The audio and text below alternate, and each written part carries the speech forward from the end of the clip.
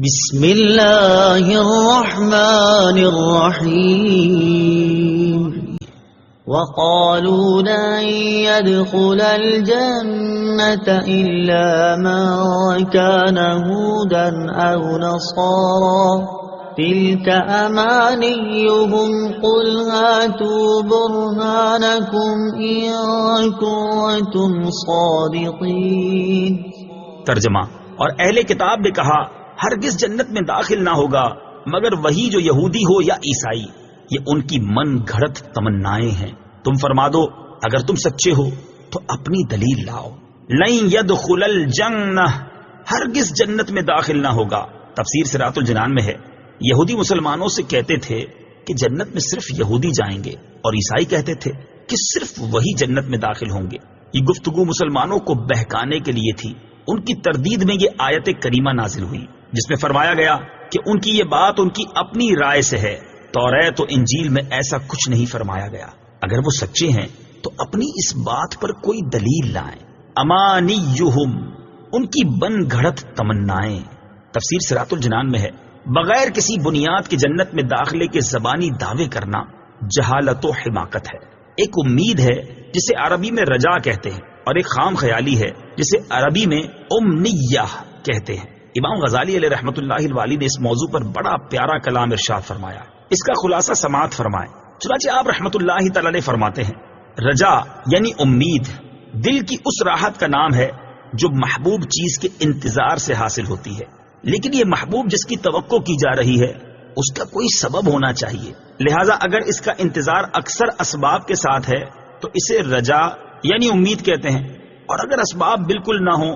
یا اضطراب کے ساتھ ہو تو اسے امید نہیں بلکہ دھوکہ اور بے وقوفی کہا جائے گا، اور اگر اسباب کے ہونے یا نہ ہونے کا علم نہ ہو تو اس انتظار کو تمنا کہتے ہیں۔ اہل دل حضرات جانتے ہیں کہ دنیا آخرت کی کھیتی ہے اور دل زمین کی طرح ہے۔ ایمان اس میں بیج کی حیثیت رکھتا ہے، اور عبادت زمین کو الٹ پلٹ کرنے، صاف کرنے اور نہریں کھودنے اور ان زمینوں میں پانی جاری کرنے کی طرح ہے، اور دل جو دنیا میں غرق اور ڈوبا ہوا ہے اس بنجر زمین کی طرح ہے جس میں بیج کوئی پھل نہیں لاتا،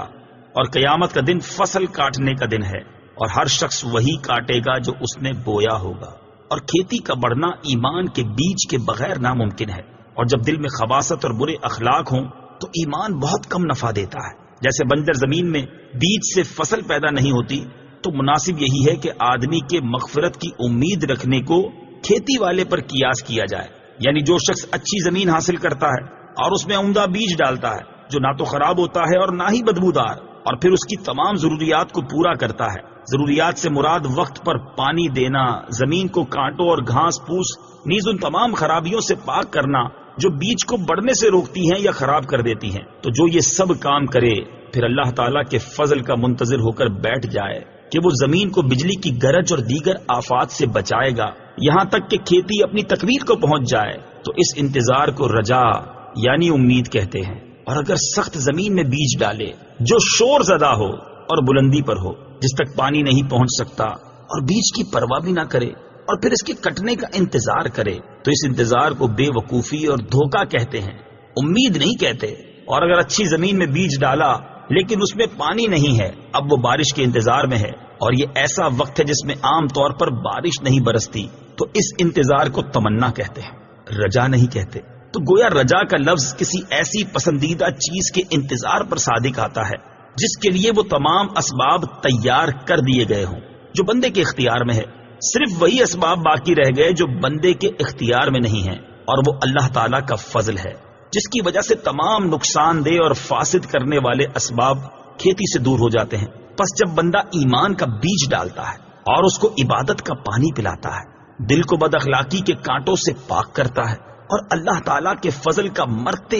دم تک منتظر رہتا ہے، مغفرت تک پہنچانے والے اچھے خاتمے کا انتظار کرتا ہے، تو یہ انتظار حقیقی رجا یعنی امید ہے، یہ ذاتی طور پر قابل تعریف ہے۔ اور اگر ایمان کے بیج کو عبادات کا پانی نہ دیا جائے یا دل کو برے اخلاق سے ملوث چھوڑ دیا جائے اور دنیاوی لذت میں منہمک ہو جائے اور پھر مغفرت کا انتظار کرے، تو اس کا انتظار ایک بے وقوف اور دھوکے میں مبتلا شخص کا انتظار ہے۔ نبی اکرم صلی اللہ تعالی علیہ وآلہ وسلم نے فرمایا بے وقوف وہ ہے جو اپنے نفس کو خواہشات کے پیچھے لاتا ہے اور اس کے باوجود اللہ تعالیٰ سے تمنائیں کرتا ہے، یعنی کہ وہ بڑا کریم اور غفور و رحیم ہے، اس سے اور اس کے اعمال سے بے پرواہ ہے، اس لیے اللہ تعالیٰ اسے کوئی سزا نہیں دے گا بلکہ جنت میں داخل کر دے گا اور وہ اس کی من چاہی چیزیں اسے دے گا۔